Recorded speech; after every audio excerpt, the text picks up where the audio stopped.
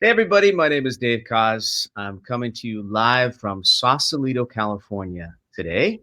It is April 30th, and that is International Jazz Day all over the world. And I know there are jazz lovers all over this planet right now, especially this year in 2020, truly relishing the role of jazz in our lives. I know that my life has been significantly altered in a very positive way by the role of instrumental music and jazz.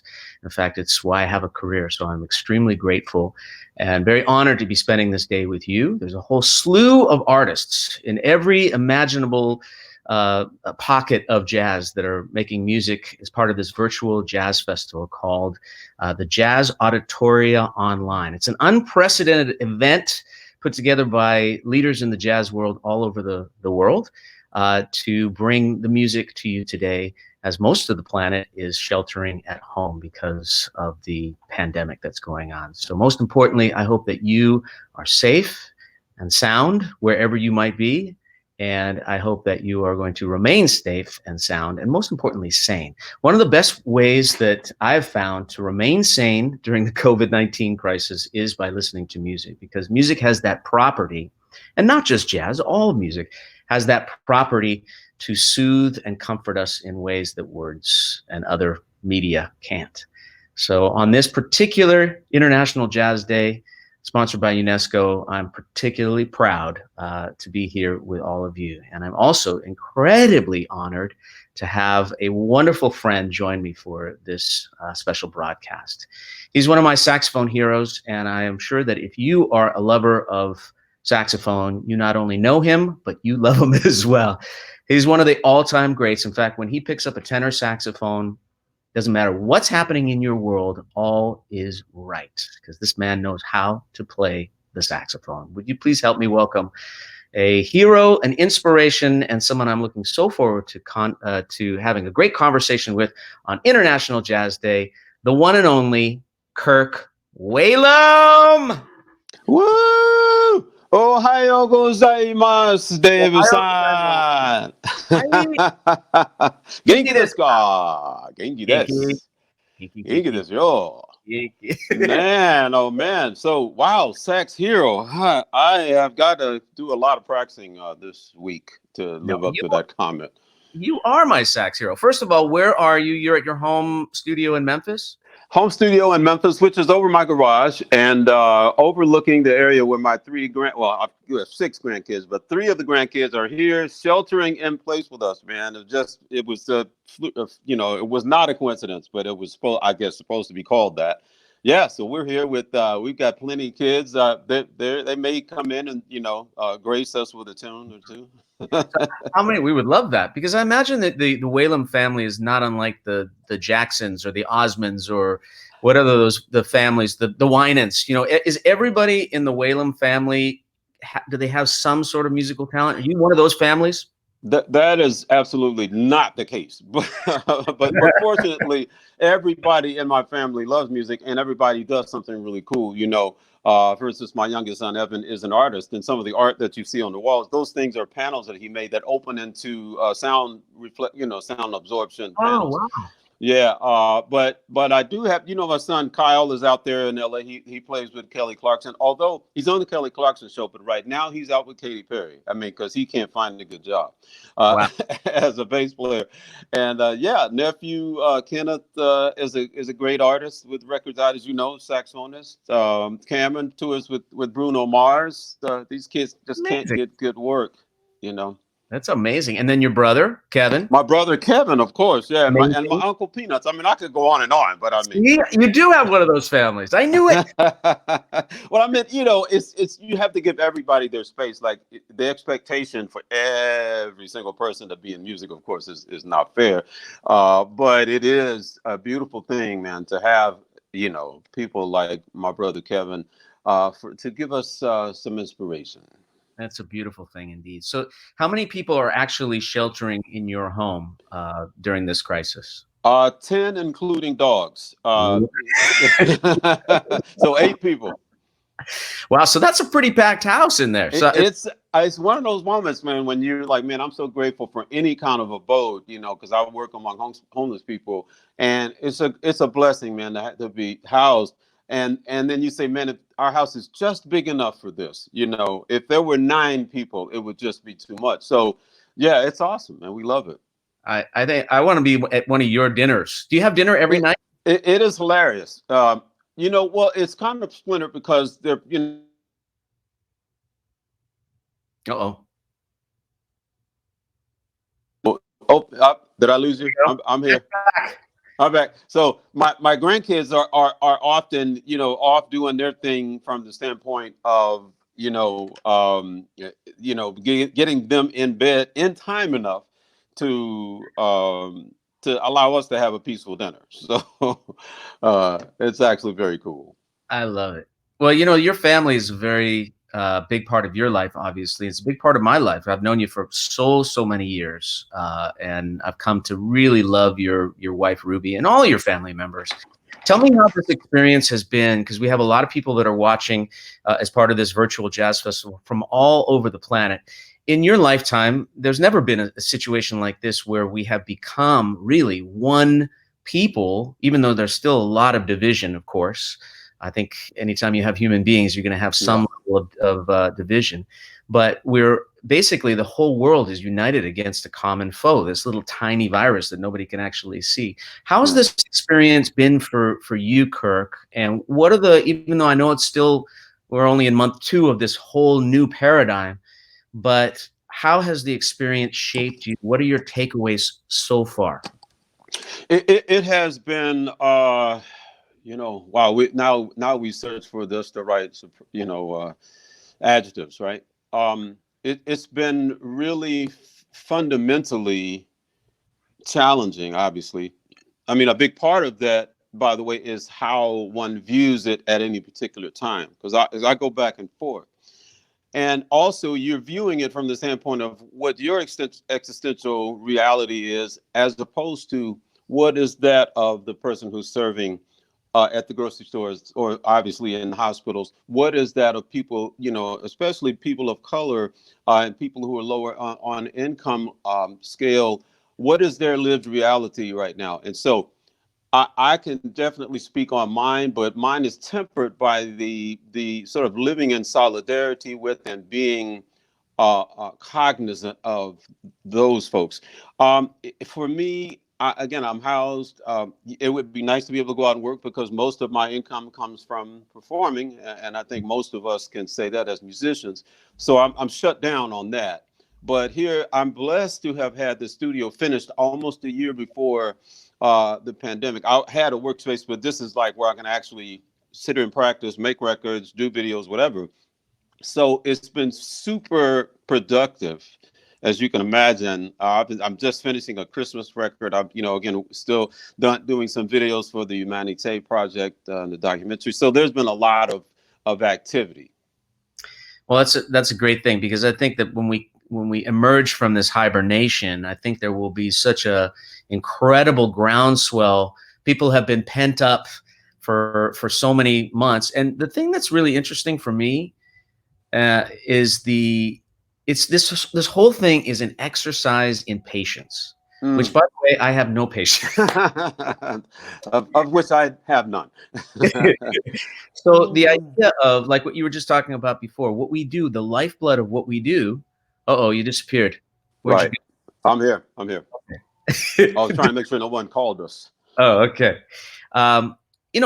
Performing is our lifeblood. That's what we do. That's how we plug into the world and to spirit. It animates us. And to not know when we're going to be able to resume doing that, there's a big question mark. Our business, the live performance business, might be the last thing that comes back from all this. So it's been a really interesting exercise for me to get comfortable with not knowing, and also seeing while there's great suffering around the world, so many people lost their lives, which is tragic, that didn't have to. But at the same time, there's been these amazing blessings. Those are the things that I focus on, are the good news, the little small little shreds of good news that means so much. And just listening to people like yourself say, every night we have dinner. We have a family dinner every night. When was the last time that the world did that? You know, where we just didn't have anything going on. We were not scheduled to the hilt, that we could actually say, I know where I'm going to be every night at 7:30 p.m. I'm going to be sitting at my dinner table with my family, you know, or whoever. And afterwards, I'm sorry to interrupt, but afterwards, you know, I would normally just be walking my dog Biscuit, but now I get to walk Biscuit with my grandson, you know, because when I walk the dog, I pray for my family, right? I use that time to pray for my friends and family. But now I get to actually walk with one of this 4-year-old who I would have been praying with, and he's like yapping to me about, you know, some superhero. So yeah, I can't tell you how grateful I am for that serendipity that I'm experiencing. Yeah. So there's a lot of gifts, a lot of blessings in this, and I know that you're a very pious man, that you look for God in all the things that are in your world, and you have to assume that there is some sort of divine in this whole thing. There's some sort of divine order, because if it wasn't, it wouldn't happen. That's my belief system, and secondly, I just feel like to have a timeout, as difficult as this is and challenging as this is on every single level, that to have a worldwide timeout, like stop for a second so the planet can heal itself for a minute, just even if it was for a few weeks, I think that is it's obviously it's important because it happened. You're right, man, and I'm careful. You're right. I'm careful about saying, well, you know, God has a plan. It's like, you know, that doesn't help sometimes because some people are really suffering. But Right. what does help is to say, well, you know what, he has not abandoned us. God is with us through this, and that to me is super important, especially now people who are already perhaps living a pretty lonely existence. You know, this has now exacerbated that, but you know, it's just a reminder to people that no, God is here with us, like his capital P presence through this kind of stuff is, I don't know what I would do. I mean, I'm just so grateful for that. So the one thing I want to ask you is, we're going to get to some music. Kirk is going to play for us. I'm going to play, and then we're going to actually try and play something together at the end of this little show. So I want to ask you, before you play, how has the role of music for you as a music lover, and this is International Jazz Day, right? All over the world. The role of music, and I don't want to just say jazz, because we're musicians. We listen to everything. We're influenced by all great music. What's the role of music in this pandemic for you? Are you going to music when you need it? Oh boy. Well, so thanks for setting up the introduction of my current record and documentary called Humanité.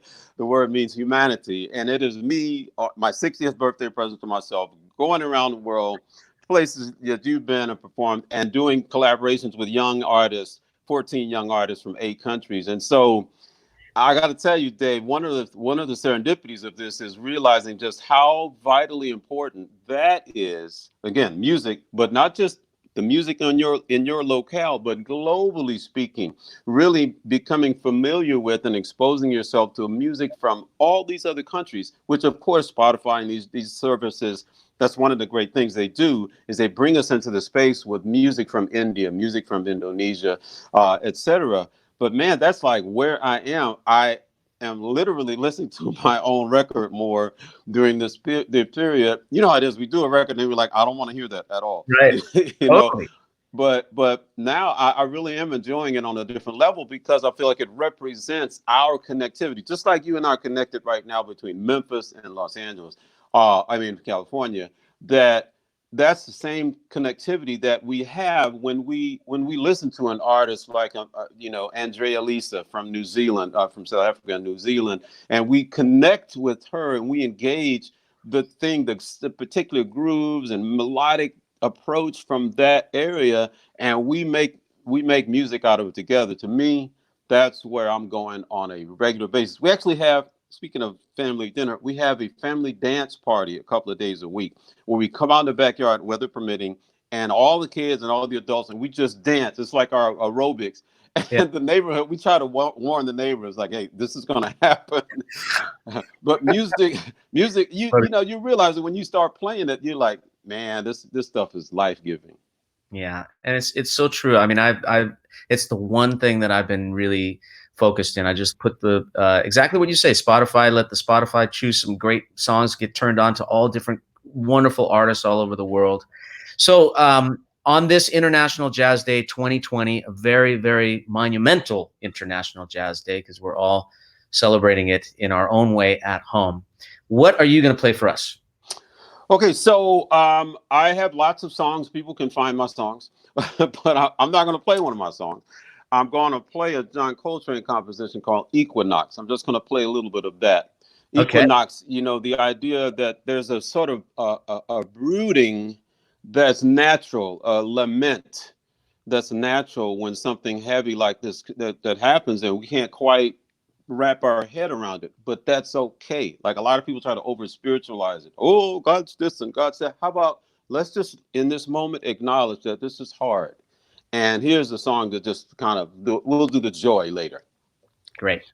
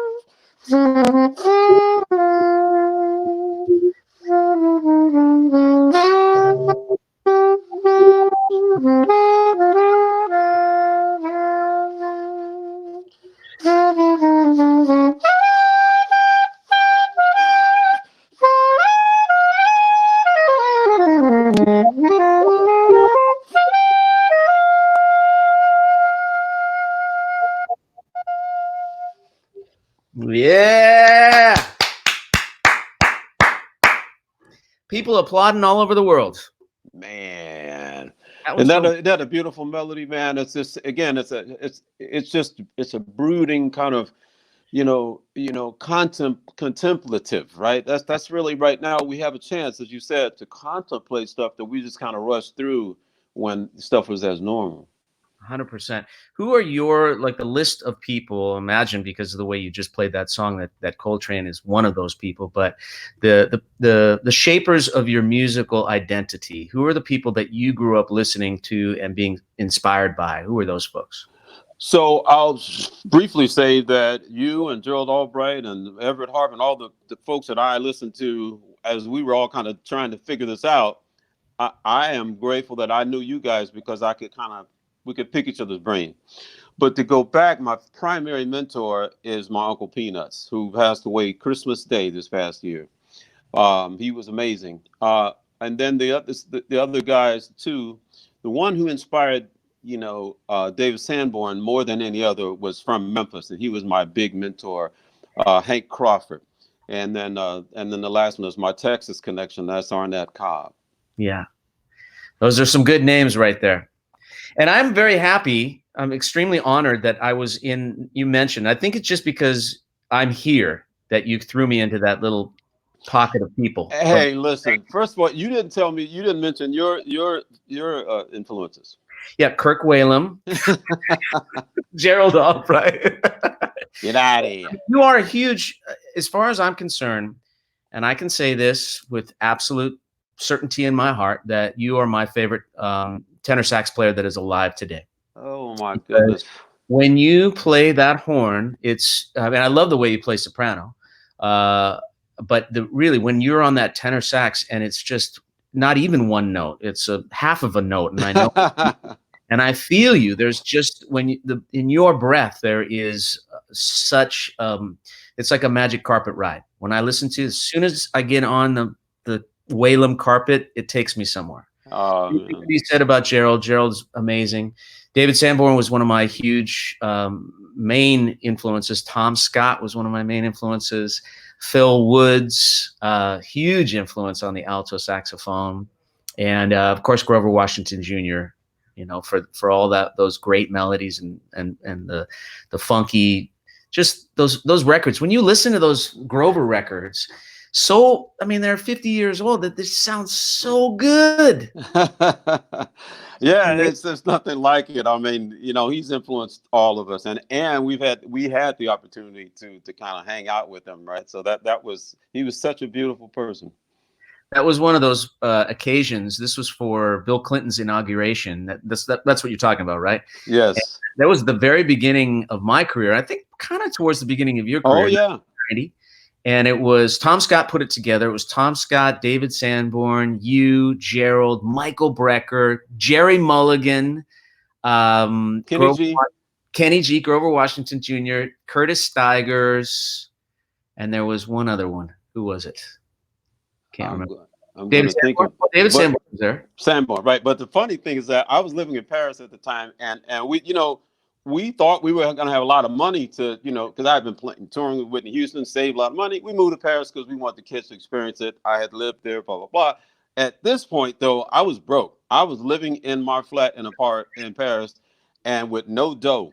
And I got, you know, I got a text late one night from your friend Tom Scott, man. It said Sax Facts. You remember it? And it said, "Hey man, come play at the White House. You know, play, you know, for the inauguration." I'm like, you know, God is so wonderful.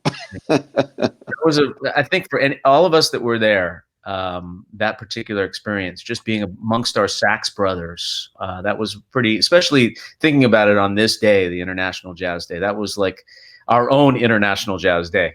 Hey, and we're going to do that again on this election. I'm not going politics, but we're going to celebrate again. We're going to get all our sax player buddies together, man, as many as possible, you know, including people like Tia Fuller and the bad female, you know, sax players are out here, you know, and we're going to have a party. If whether or not they invite us to do it, we're going to be out there playing. That's it. We're doing it anyway. I love it. I'm in. I'm in. All right, I'm going to play a song for you, Kirk, and for anybody who's watching us today for International Jazz Day. Now, this is going way back. This was a song that was composed by Charlie Chaplin and David Raxon, and this is such a beautiful song. I've sort of adopted this as my personal COVID-19 theme song because it's so gut-wrenchingly emotional.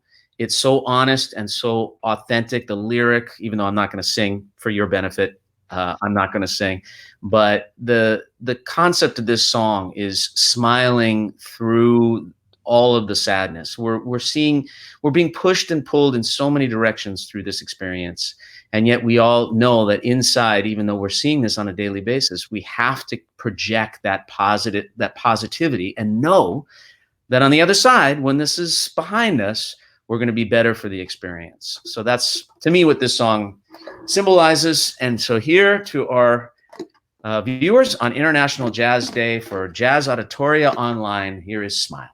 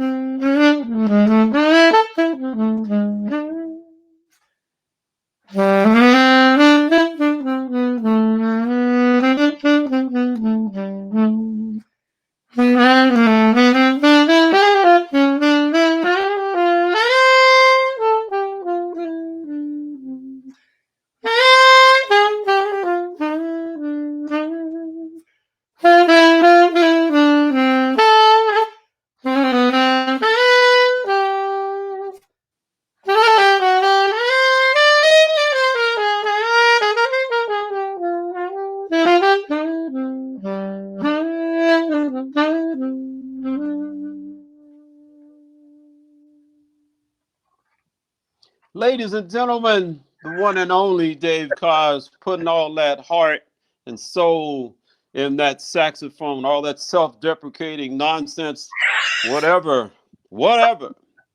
Isn't that a beautiful song? I love that song so much. You know what? Uncle Peanuts used to sing that, man, and make me cry. I mean, just goodness gracious. You Yeah. know, it's just such a beautiful. You're right, man.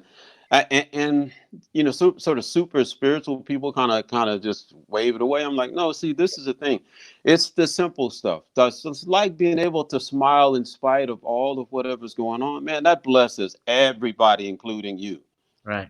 It's the concept of just, paying it forward, giving a little smile to someone who's checking out next to you. It's a little interesting though with a mask. I think you can understand that projecting a smile while having to wear a mask these days, you notice that it really changes the dynamic, the personal dynamic out in public. It does, but a friend of mine named Hyman Katz. Oh yeah, I met him through you. Hyman's dad was a great musician who wrote a song for me, and it was a piece, not a song, a classical piece called "A Kindly Look." A kindly look. It's like old school terminology, but in essence, it's like even if your face is covered, your eyes can be smiling, you know. And there's a look that you can you can bestow upon someone a certain respect and honor and kind of, simpatico, right? Just by look, because there's the opposite of that you see, man. I live in the South. I love the South, but man, there's still vestiges of some stuff here where you walk around and people kind of give you a scowl, like your skin color or whatever.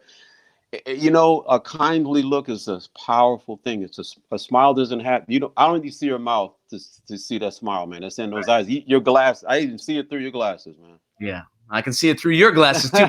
And your glasses, those are some sweet glasses right there. I love them. Well, man, thank you. Some style, but you've always had some style.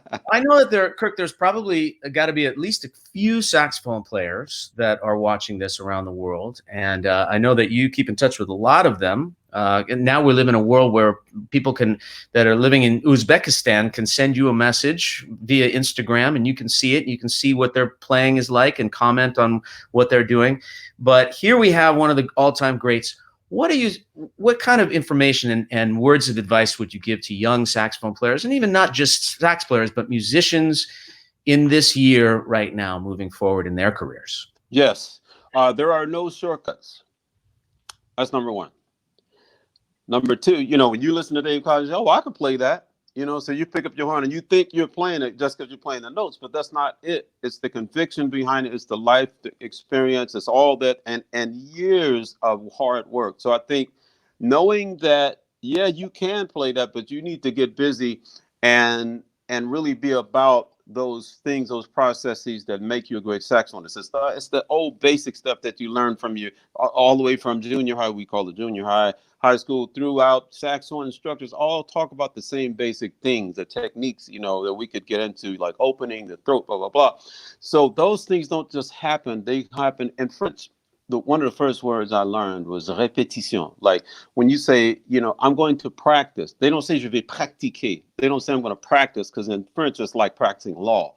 No, they say je vais faire la répétition. I'm going to do my repetitions, right? It's about consistently repeating certain things day in, day out, weekend, year in, year out. Those are the things that build not only your playing, but also your character. Because when people hear you, they want to hear who you are, not just what you're playing. I couldn't have said that better myself. That is exactly. You probably did say it. I probably stole it off something you said. And I probably stole it from you. And I will give you credit for Kirk Whalum gave me a nugget that I have kept with me and has informed my entire career. And I'm going to tell you this, if you're watching, if you want a nugget from Kirk Whalum that he gave to me and I'm going to give to you, this is called paying it forward. Well, hear the nugget first. But and I hope you remember this, the concept of talent. So where does talent come from? Where does the gift, if you have a particular gift, doesn't have to be music, it'd be any creative gift, or a gift of numbers, looking at spreadsheets, whatever it is that's your own gift, where does that actually come from? So you told me the best way that I've ever heard about it is that the gift is given to you when you're born in the form of an unfinished diamond, an uncut diamond. Or maybe it has a little slice on one side, looks good on one side or two sides. It's given to you. You hold it in your hand. And instead of like holding it with a closed fist, you open it up for the world to see in every possible moment. Like, here is God, or here is the universe, however you want to look at its beauty. And you're sharing its beauty. And in your lifetime, you are actually cutting some of that diamond and finishing it, but you know that the diamond will never be done, and you have to give it back to the next person when you're done. You can't keep it with you. You're only its shepherd, and to shine it as much as you possibly can and share it as much as you possibly can in your lifetime. Is that an adequate summary of your concept? That's way better than what I said to you. So, speaking of diamonds that people take and perfect them, uh, that's awesome, Norman. That's really good advice, Dave. And that's it. I mean, Yeah. that's it. Just take your diamond that you've been given and shine it as much as you possibly can and share it. I call it the collaboration. You know, like again, what I've done with this record is collaborate with artists, some of whom are just emerging. You know, but the idea is that you're always collaborating. You know, it's someone who gave you something, so now you're gonna work on that thing, and you're doing your part. You know. Well, it's a beautiful album, and if you haven't heard this album, Humanité is the name of it, and it came out last year, and it's just only you could do this. I mean, that's the thing. Is you're just such a citizen of the world. You're such a student, and your curiosity is, I've found, very inspiring. I mean, who goes to Paris to learn how to speak French and bring your whole family? And what other languages do you speak, by the way? Yo hablo español, sí, pasamos unos 3 semanas, entonces 5 semanas a Guatemala, entonces yo hablo también español. Okay, and you speak a little Japanese because we started with Japanese. Hi, so desu ne.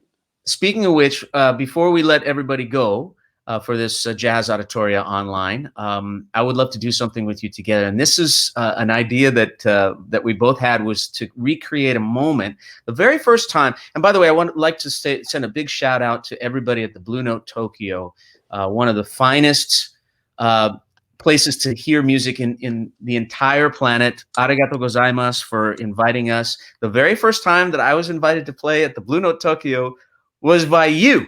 And you said, come with me and we'll have some fun. We'll play some music. And after that visit, I got invited on my own, and I've been going back ever since. So I want to say to you, Kirk Whalum, arigato gozaimasu for inviting me. And in honor of the Blue Note Tokyo and our friends in Japan, all of our jazz fans in Japan and all over the world, here is a beautiful melody that we played on that very first tour in Japan. And I think we've passed the time where it's appropriate in the time of the year, but that's okay.